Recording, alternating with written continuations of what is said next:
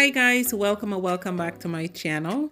Today I want to thank all my 2,000 subscribers, and for those of you who are watching and have not yet subscribed, I want to encourage you to do so, and I thank you in advance. Today we will be making this amazing pumpkin spice chocolate latte. It is absolutely delicious, quick and easy. I just added some oat milk, my pumpkin spice, cinnamon and nutmeg, and some good vanilla extract. We are going to add some, I am actually using the condensed milk as sweetener. You guys can use any sweetener of your choice. We're going to add some pureed pumpkin and bring this to a boil.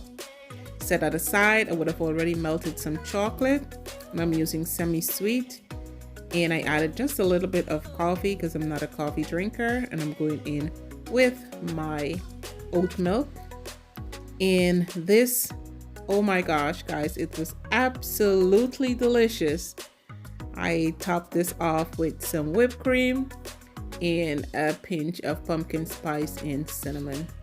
I can't wait for you guys to try this recipe. It is so easy and super simple. Make sure to look out for my pumpkin spice pancakes. You guys are going to love that one as well. All right, see you guys on my next video. Love you guys. Bye-bye.